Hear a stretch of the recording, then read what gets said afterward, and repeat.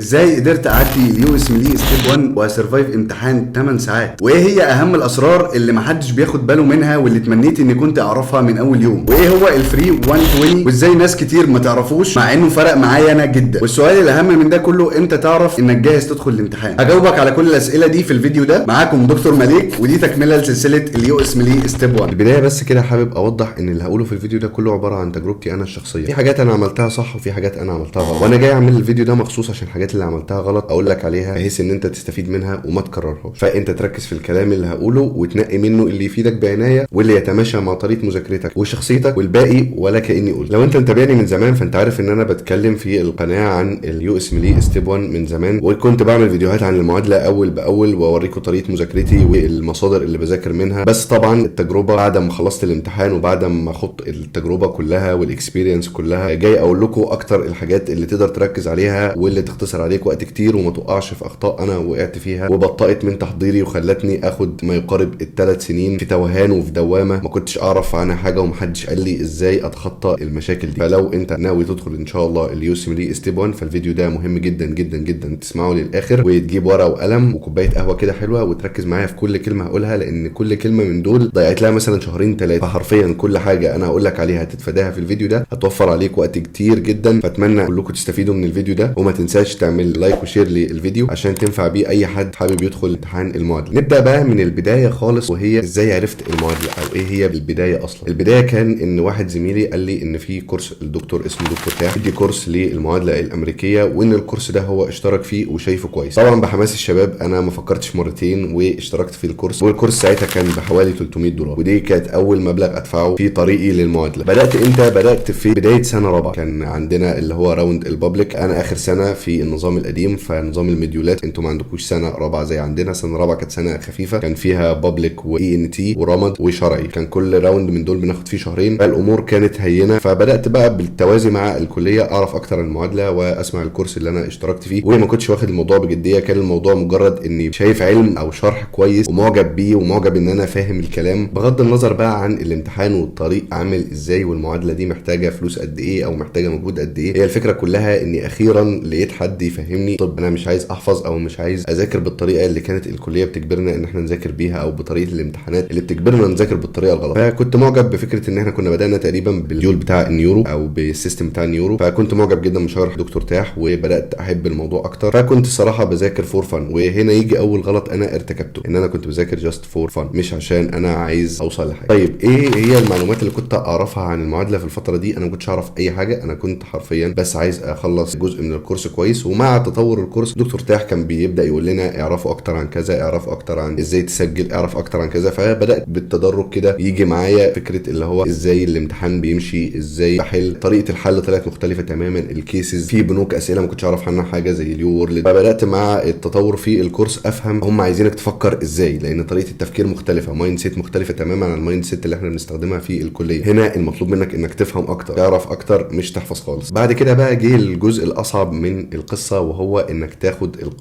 القرار انك تحجز الامتحان. طبعا القرار ده ما كانش سهل، كان بناء على انك خلصت قد ايه، حاسس انك متمكن من اي معلومات. بس انا خدت قرار ان انا امتحن عشان انا فقدت الامل ان انا اقدر اخلص الكونتنت اللي مطلوب مني او ان اخد الموضوع بجديه الا لما احجز الامتحان وادفع الفلوس وابقى ربطت نفسي بسكادجول او بجدول زمني لازم اخلص فيه. وده كان علاج فكره ان انا ما اعتبرش نفسي دايما بذاكر فور فن، او ان دي فرصه ان انا احقق دكتوراه او اعوض اللي حصل في الكليه والعلم اللي ما خدتوش في الكليه. لا، بدات اذاكر المعادله كامتحان واديتها على قد حجمها، وده كان بدايه توجهي للطريق الصح ان انا خلاص هدخل الامتحان. بس بعد كده قابلتني معضله، وهي ان في امتحانات في الكليه وفي درجات بتضيع في الكليه، والدوامه اللي المعظم بقى بيدخل فيها وهي الكليه ولا المعادله، او انك مش عارف توفق ما بين الاثنين. وطبعا بيبقى صعب توفق ما بين الاثنين جدا، الا اذا خدت قرار انك انت هتبدا من اول اجازه مثلا سنه رابعه او سنه خمسه زي ما انا عملت. بعد سنه خمسه خلاص من اول يوم في الاجازه انا بدات المعادله وحجزت الامتحان بعدها ب6 شهور، وعملت حسابي ان اول 3 أو 4 شهور في السنه اللي بعدها هيكونوا ضايعين،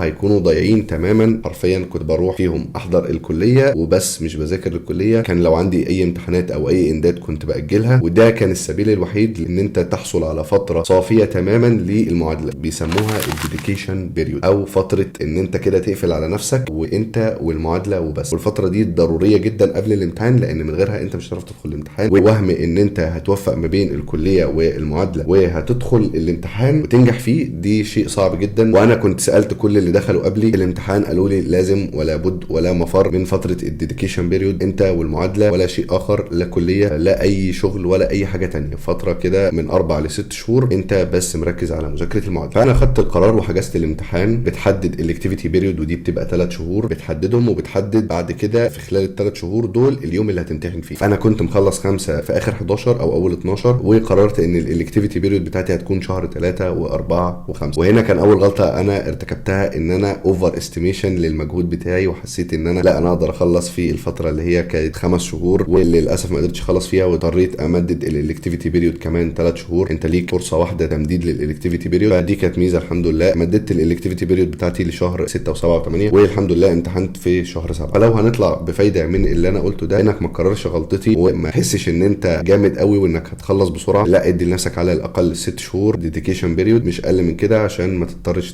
تمدد الاكتيفيتي بيريود بعد كده. وحاول الفتره بتاع الديديكيشن بيريود دي تكون في خلال اجازه او اول سنه جديده، عشان احنا مش عايزين اي فاصل في الفتره دي، لان حرفيا لو بطلت اسبوع فانت بتفقد معلومات وبتضطر تعيد من الاول. الموضوع عامل زي دايره، وانت كل مدى بتحاول تضيق الدايره دي. دايره ايه؟ دايره انك تخوض خلال المعلومات، او انك تشوف المعلومات اللي في المعادله او في الفيرست ايد كلها وترجع تاني تراجعها قبل ما تنساها. فانت حرفيا بتجري ورا الفورجيتنج كيرف. كل ما ضيقت الحلقه الزمنيه دي اكتر مع التكرار، كل ما كان جاهزيتك لدخولك للامتحان افضل. فمش عايزين اي انتربشن في الفتره بتاعت الديديكيشن، يعني تعمل حسابك ما يكونش فيها اي امتحانات. لو في اند في الكليه او حاجه لو تقدر تاجلها يستحسن. حاول على قد ما تقدر في الفتره بتاعت الديديكيشن بيريود دي ما تفوتش ولا يوم، لو حتى لو هتريح فيكون يوم واحد في الاسبوع مش اكتر، وتحافظ على الحل باستمراريه، عشان زي ما قلنا نضيق الحلقه ونقدر ندخل الامتحان واحنا فاكرين معظم الكلام اللي احنا محتاجين نكون فاكرينه عشان ننجح، او المعلومات اللي احنا محتاجينها عشان ننجح. فيبقى كده الاخطاء اللي انا ارتكبتها ومش عايزك تكررها، هي اول حاجه انك تاخد المعادله كشيء جدي من اول يوم عشان ما تطولش فتره التحضير، او لو هتاخدها فور فن في الاول بتتعرف على المنهج والكلام ده، حاول ما تطولش في الفتره دي عشان ما تزهقش وعزيمتك تهبط والحماس اللي انت كنت بادئ بيه يروح. لا انا عايزك تاخد قرار جدي وفعلي انك انت ناوي تدخل الامتحان عشان تضغط نفسك وتقدر تخلص الجزء اللي مطلوب منك، او تقدر تخلص المعلومات، او تقدر تخلص الفيرست ايد وتدخل الامتحان وتنجح. وانا ليا زميل ليا داخل معايا في الامتحان ويعتبر بادئ بعدي بكتير جدا، بس هو حجز الامتحان من اول يوم خد فيه القرار وخدنا الزنقه سوا والحمد لله زي بالظبط نجح. فده دليل ان مش شرط تكون انت خدت الفتره الطويله اللي انا خدتها في الاول اللي هي فور فن دي عشان تنجح، لا بالعكس خالص. الفتره دي كانت مخلياني انا كشخص حاسس ان انا دايما متردد، فدي كانت غلطه مش في صالحي. يعني هي ممكن تكون خلتني عارف معلومات شويه او مرتاح شويه في الفتره بتاعت الديديكيشن، بس صدقني الفتره بتاعت ال6 شهور ديديكيشن دي انت لو كنت مصر فيها وحطيت لنفسك ليميت وجدول زمني وحجزت الامتحان هتتصرف وهتأديها. احنا في كليه الطب الحمد لله قدرتنا على المذاكره والصبر على المعلومات والفهم والكلام ده كبيره، فمجرد ما بنتحط بس تحت بريشر او تحت ضغط مش بنلعب، لان احنا بنسوف وبنلعب، ودي عاده البني ادم عامه. اول ما بيحط بقى سكادجول زمني ويلزم نفسه بحاجه هيبدا يأدي كويس. فدي كانت التركايه اللي انا ضحكت بيها على نفسي عشان اجبرها انها تدخل الامتحان. تاني حاجه المعادله مش فرصه انك تحضر دكتوراه او تعيد امجاد الكليه من الاول وتصلح كل اللي عملته فيها. ادي الامتحان على قد حقه، هو بس له منهج معين انت محتاج تذاكره عشان تنجح، ما تديش الموضوع اكبر من حجمه عشان ما ياخدش منك وقت زياده. الغلط اللي انا وقعت فيه بعد كده هو التردد في اتخاذ القرار في الامتحان. ما تترددش، احجز الامتحان وانس ان انت تحس ان انت فاميليار مع فكره المعادله ومع الكونتنت بتاع المعادله، احجز الامتحان على طول عشان تذاكر. واحده برضو من الاخطاء اللي انا ارتكبتها ان انا ما بداتش انكي من الاول، ولما بدات الانكي بدات غلط. حته انكي دي انا كنت اتكلمت عنها في فيديو منفصل هتلاقيه تحت في الديسكربشن. في الفيديو ده انا وضحت لك ازاي تبدا انكي صح وما تحسش ان الموضوع اوفر ويلمنج وتيأس من انكي، وبعد كده تكتشف ان هو لا ده كان في حاجات ابسط بكتير واحسن وهتوفر عليا كتير بس انا ما خدتش بالي منها. فالفيديو ده هيفيدك جدا عشان تستخدم انكي من اول التحضير. برضو من الاخطاء اللي وقعت فيها ان ما استخدمتش سكتشي في الاول. سكتشي الموضوع تريكي شويه بالنسبه لسكتشي، ان هو انت لازم يكون عندك بيز عن الماده زي الفارما او المايكرو عشان تسمع سكتشي فيها، لان سكتشي ما هو الا صور ونيومونكس بتسهل عليك انك تفتكر الحاجات دي، فلازم يكون عندك على الاقل بيز من المواد دي. فلو عندك مثلا شويه معلومات عن المايكرو والفارما كويسين اسمع سكتشي على طول. ما عندكش حاول الاول تسمع اي سورس تاني سواء كان كورس او بورد اند بياند في المايكرو والفارما، وبعد كده تسمع سكتشي يثبت المعلومه في دماغك. سكتشي له طريقه معينه بقى في انك تستخدمه في المذاكره. هي ايه؟ هي انك هتسمع الفيديو اللي فيه النمونيك او بيشرح لك فيه النمونيك ويربط لك كل معلومه في الفارما او المايكرو بصوره، والصوره دي هتساعدك في الامتحان انك تفتكر المعلومه بسرعه، لان في تريك في الميموري كده حاجه اسمها المايند بالاس، دي بيستخدمها الناس اللي بتدخل مسابقات الذاكره. فهو سكتشي بيلعب على الحته دي، ان انت ذاكره الانسان بتفتكر الصور كويس، فلما تربط المعلومه بالصور تقدر في الامتحان اول ما يتاجل المعلومه تلاقي الصوره نزلت قصاد عينك على طول وتقدر تسترجعها بسهوله جدا. فانت هتعمل ايه؟ هتسمع فيديوهات سكتشي وتذاكرها كويس، وبعد كده تستخدم انكي في سكتشي وهو بيحفظك بقى كل صوره فيها ايه. فلما تدمج الاثنين مع بعض هيطلع لك افكت خرافي جدا، ان انت بتسمع الفيديو وبعد كده تحفظه بانكي. طيب انا قلت لك الاخطاء اللي وقعت فيها وانت المفروض تتفاداها. ايه هي بقى الحاجات اللي تمنيت اني كنت اعملها من اول يوم في التحضير؟ اول حاجه ان انا اركز على الانتجريشن. ايه هو بقى الانتجريشن؟ الانتجريشن ان انت تربط المعلومات في المواد المختلفه ببعضها. يعني مثلا جالك مثلا باثوي في البايوكيمستري مربوط بدراج في الفارما بيعالج مرض في الباثولوجي، تبقى عارف منين بيودي على فين، عشان الاسئله كلها بتيجي في الاطار ده. ان انت هيجي لك كيس سيناريو، الكيس سيناريو دي انت هتعمل دايجنوزز بالكلينيكال نوليدج بتاعتك، وغالبا هيكون عشان تعمل الدايجنوزز ده لازم يكون عندك معرفه بالباثولوجي بتاع المرض والاعراض بتاعته. وبعد كده ممكن يطلب منك في الاجابه ان انت مثلا تشوف العلاج، فهتروح من الباثولوجي للفارماكولوجي. وممكن برضو يسالك عن، مش هيسالك على العلاج بقى، هيسالك على الافكت بتاع العلاج في البايوكيمست. فاهم اللفه ازاي؟ فهو حرفيا ممكن يلففك في 3 مواد او في 3 سيستمز مختلفين في سؤال واحد. فالانتجريشن وانك تربط المعلومه دي انا شفتها مثلا في البايوكيمستري ورجعت شفتها تاني في الفارما، فاعرف اعمل لينك ما بينهم، دي مهمه جدا. ودي اللي انا ناوي ان شاء الله اعمل لها فيديوهات مع فيديوهات النمونكس اللي هبدا اعملها عن اليو اس ام لي ستيب 1 في القناه هنا. وبرضو قريب جدا باذن الله هبدا اشتغل على كورس اليو اس ام لي ستيب 1 بطريقه كرييتيف تخليك تربط المعلومات وتسهل الحاجات الصعبه دي، لان الكونتنت بتاع المعادله تقيل حبتين. فاتمنى ان شاء الله ان انا اقدر اخلص الكورس ده وينفعكم باذن الله. تاني حاجه اتمنيت ان انا اعملها من اول يوم، وهي اني اركز جدا على الديب اندرستاندينج للكونسبتس. الكونسبتس لازم افهمها بعمق، لان انت كل ما تعمقت في الكونسبت ذات نفسها وفهمتها كويس صعب تنساها، ومهما هو لف ودار عليك في السؤال هتقدر توصل للاجابه. ثالث حاجه اتمنيت اعملها من اول يوم هو انكي سكتشي وانكي بشكل عام، وده انا لسه مفسره من شويه في الفيديو، مش هطول عليكم في الحته بتاعت انكي دي، بس لازم لازم لازم تشوف الفيديو بتاع انكي. رابع حاجه كنت اتمنى اعملها من الاول هو اني احل اسئله. انت عندك اليو وورلد في البيت وفي ميدوكوسبايرا وفي الاوفلاين يو وورلد. انت في البدايه مع التحضير استخدم الاوفلاين يو وورلد او ميدوكوسبايرا، لان هم ريسورسز مجانيه تقدر من خلالهم ان انت تعود نفسك على الحل. يعني انت مثلا ذاكرت النهارده كارديولوجي، روح حل شويه اسئله كارديولوجي، ذاكرت بايو روح حل شويه اسئله بايو، بحيث انك تدرب نفسك على الاسئله وتحل سيستم باي سيستم عادي. لكن مجرد ما تعدي الفيرست ريد انت لازم تحل شافل، لازم تحل الاسئله مش بناء على السيستمز، تحلها متلخبطه، انها تجي لك في الامتحان متلخبطه. الامتحان مش بيقول لك مثلا ده قسم الباثولوجي ده قسم الكارديو ده، لا، ممكن تلاقي سؤال باثولوجي بعده سؤال كارديولوجي بعده سؤال فارماكولوجي بعده سؤال مايكرو، وهو بيسالك في اي حاجه، فلازم دماغك تتعود تتنطط ما بين السيستمز بسرعه. خامس حاجه عايزك تفكر زي ما الاكزامينر بيفكر، يعني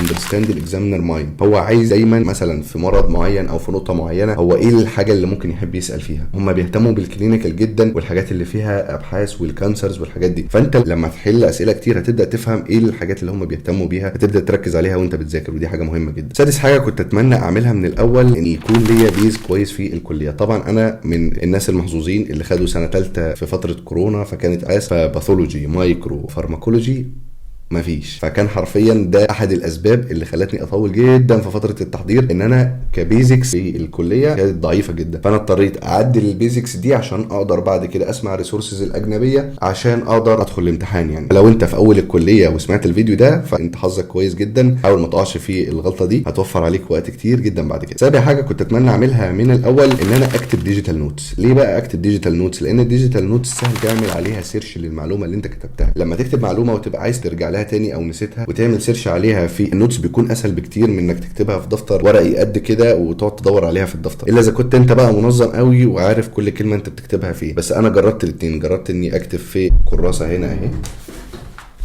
كنت كتبت فيها نوتس كتير جدا، وللاسف ما عرفتش استفيد منها كتير. الورق اللي كنت استفدت منه قوي او كنت كاتبه فعلا وعامل كوندنسيشن او ضغط الكميه كبيره من المعلومات في الورق ده، قطعته من الكراسه دي ودبسته في ورق خارجي. فانصحك ان انت تستخدم الورق بس في حاله المايند مابس. يعني انا كنت بعمل مايند مابس او ان انا اكتب ديجيتال نوتس. النوت تيكينج وان انا اقعد اكتب كل اليو وورلد الثاني واكتب كل الفيرست ايد الثاني هياخد وقت كتير جدا ومجهود على الفاضي ومش افكتيف ستادي تكنيك. وبالمناسبه هنتكلم عن الافكتيف ستادي تكنيكس دي قريب جدا في القناه هنا، لان احنا طلعنا بنذاكر غلط. فدي حاجه اتعلمتها من المعادله، يعني من ضمن الحاجات اللي استفدت منها في المعادله ان في شويه حاجات كده اسمهم effective study techniques، هم يختصروا عليك وقت كتير جدا من الكتابه والهايلايتنج والحاجات اللي هي ملهاش اي اثبات علمي انها بتفضل في الذاكره او بتخليك تفتكر المعلومات. يعني طبعا اي مصادر ذكرتها او اي حاجه فادتني في المعادله هتلاقوها موجوده في القناه بتاعتنا على التليجرام، وهتلاقوني برضو منزل نسخه الفيرست ايد اللي كانت معايا واللي كنت ضايف فيها النوتس بتاعتي، هتلاقوها برضو في التليجرام جروب. وان شاء الله اول اناونسمنت او اول اعلان عن الكورس باذن الله هيكون في جروب التليجرام، فاتمنى تعمل جوين للجروب بتاعنا تحت في الديسكربشن. في الجزء الثاني من الفيديو ده هتكلم عن النصايح بتاعه الليله اللي قبل الامتحان، ونصايح عن يوم الامتحان نفسه وتعمل ايه، وايه بالظبط اللي حصل معايا جوه البرومتريك، وايه فايده الفري 120 او الامتحان التجريبي. وهقول لكم برضو المصادر اللي ذاكرت منها ودرجاتي في الNBMEs. هتلاقي بقى كل ده في الفيديو ده هنا.